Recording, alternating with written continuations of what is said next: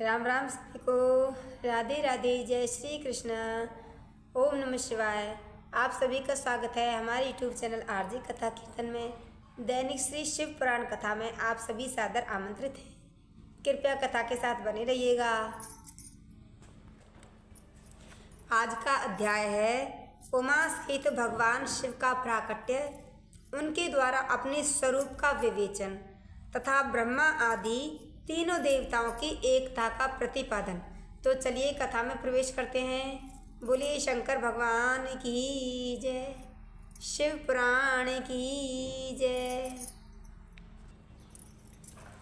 ब्रह्मा जी कहते हैं, नारद, भगवान विष्णु के द्वारा की हुई अपनी स्तुति सुनकर करुणानिधि महेश्वर बड़े प्रसन्न हुए और उमा देवी के साथ सहसा वहाँ प्रकट हो गए। उस समय उनके 5 मुख और प्रत्येक मुख में 3-3 नेत्र शोभा पाते थे।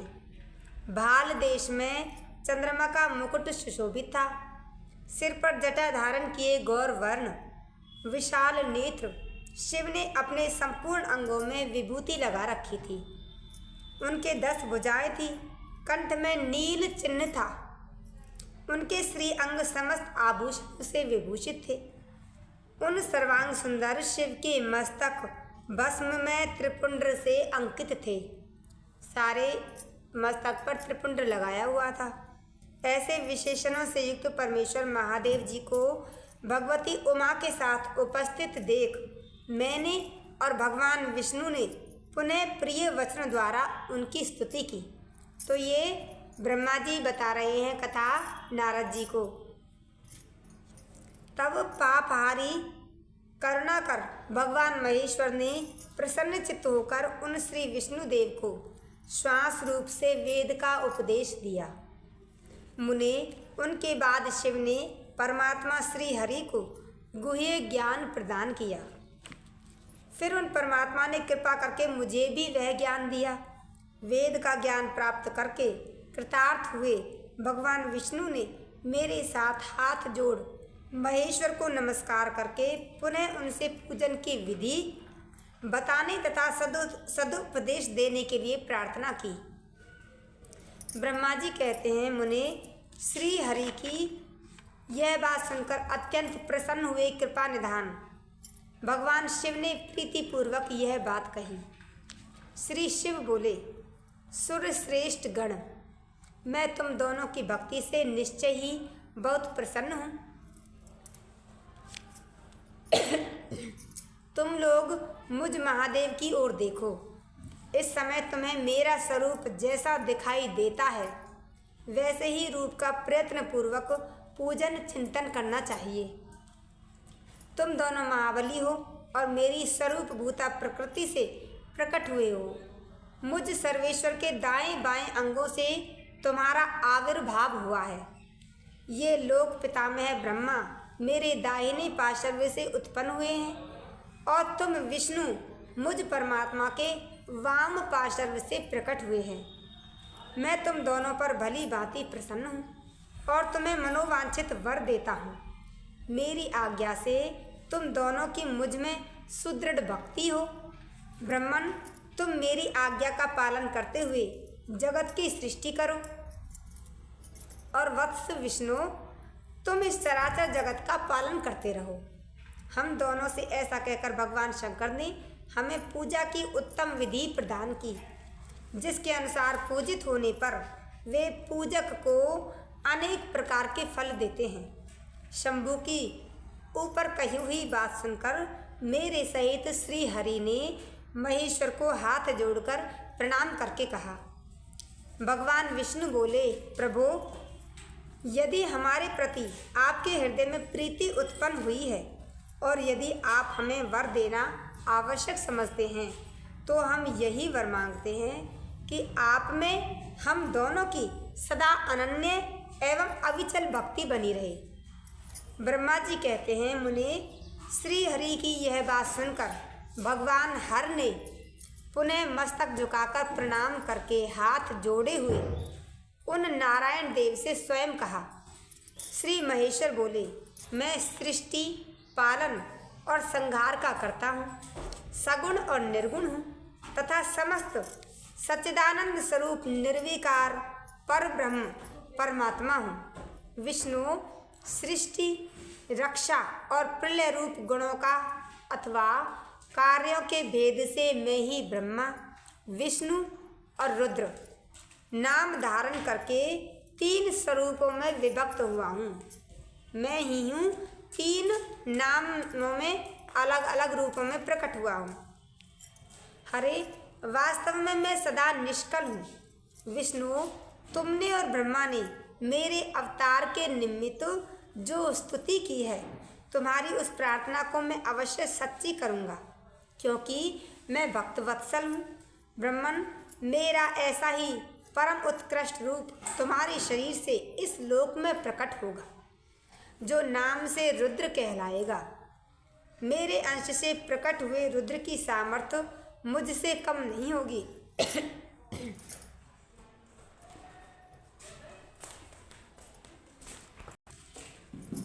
जो मैं हूँ वही यह रुद्र है। पूजा की विधि विधान की दृष्टि से भी मुझ में और उसमें कोई अंतर नहीं है। जैसे ज्योति का जल आदि के साथ संपर्क होने पर भी उसमें स्पर्श दोष नहीं लगता, उसी प्रकार मुझ निर्गुण परमात्मा को भी किसी के संयोग से बंधन नहीं प्राप्त होगा। यह मेरा शिव रूप है। जब रुद्र प्रकट होंगे तब वे भी शिव के तुल्य ही होंगे। महामुने, उनमें और शिव में परायेपन का भेद नहीं करना, दोनों एक ही हैं। वास्तव में एक ही रूप सब जगत में व्यवहार निर्वाह के लिए 2 रूपों में विभक्त हो गया है। रूप एक ही है, व्यवहार के लिए और काम के लिए 2 रूपों में अलग हो गया है। अतः शिव और रुद्र में कभी भेद बुद्धि नहीं करनी चाहिए। शिव और रुद्र एक ही हैं। वास्तव में सारा दृश्य ही मेरे विचार से शिव रूप है। मैं, तुम, ब्रह्मा तथा जो ये रुद्र प्रकट होंगे, वे सब के सब एक रूप हैं। इनमें भेद नहीं है।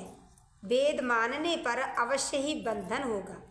तथापि मेरा शिव रूप ही सनातन है।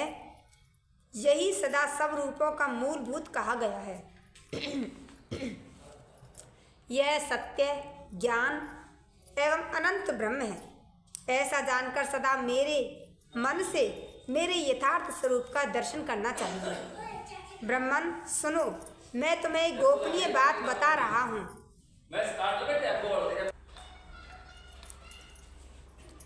ब्रह्मन, मैं तुम्हें एक गोपनीय बात बता रहा हूँ। मैं स्वयं ब्रह्मा जी की भ्रकुटी से प्रकट होऊंगा। गुणों में भी मेरा प्राकट्य कहा गया है। जैसा कि लोगों ने कहा है, हर तामस प्रकृति के हैं, जो हर हैं तामसिक प्रकृति के हैं। वास्तव में मैं उस रूप में अहंकार का वर्णन हुआ हूँ है। उस अहंकार को केवल तामस ही नहीं, वैकारिक यानी कि सात्विक भी समझना चाहिए, क्योंकि सात्विक देवगण वैकारिक अहंकार की ही सृष्टि है।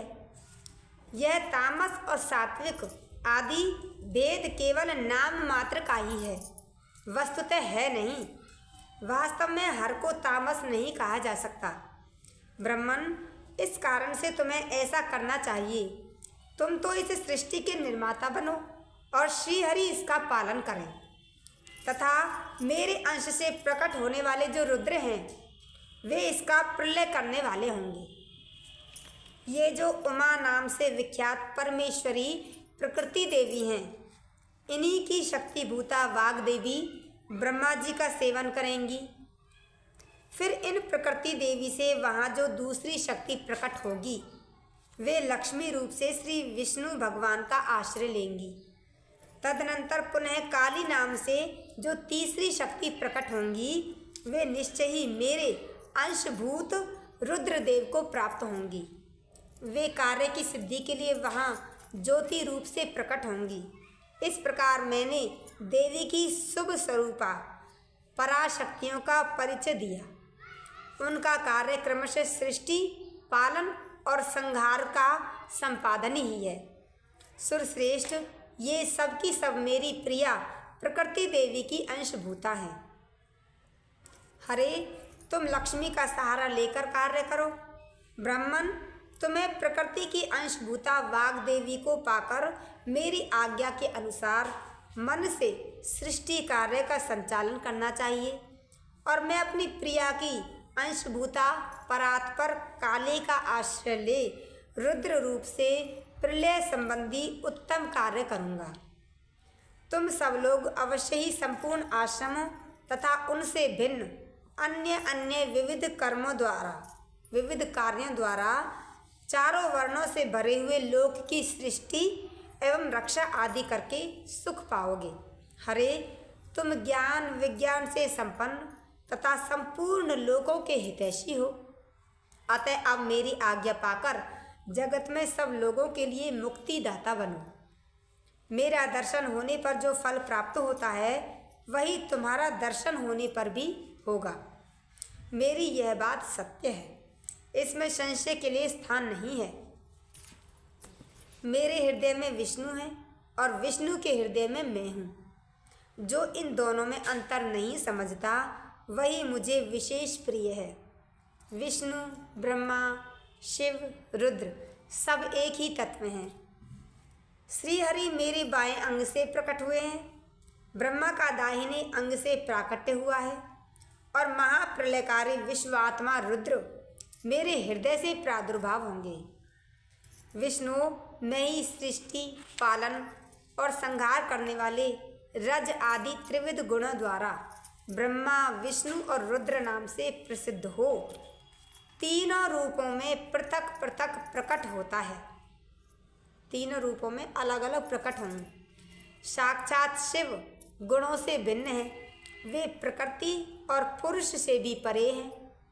अद्वितीय, नित्य, अनंत, पूर्ण एवं निरंजन पर ब्रह्मा परमात्मा है। तीनों लोकों का पालन करने वाले श्री हरि भीतर तमोगुण और बाहर सत्वगुण धारण करते हैं। त्रिलोकी का संहार करने वाले रुद्रदेव भीतर सत्वगुण और बाहर तमोगुण धारण करते हैं तथा त्रिभुवन की सृष्टि करने वाले ब्रह्मा जी बाहर और भीतर से भी रजोगुणी ही हैं। इस प्रकार ब्रह्मा, विष्णु तथा रुद्र इन तीन देवताओं में गुण हैं, परंतु शिव गुणातीत माने गए हैं। विष्णु, तुम मेरी आज्ञा से इस सृष्टिकर्ता पितामह का प्रसन्नता पूर्वक पालन करो। ऐसा करने से तीनों लोकों में पूजनीय होगे। बोलिए श्री शंकर भगवान की जय, श्री शिव पुराण की जय। तो आज की कथा यहीं तक है, आगे की कथा अगले अध्याय में श्रवण करते हैं। तब तक के लिए राम राम, राधे राधे, जय श्री कृष्ण, ओम नमः शिवाय।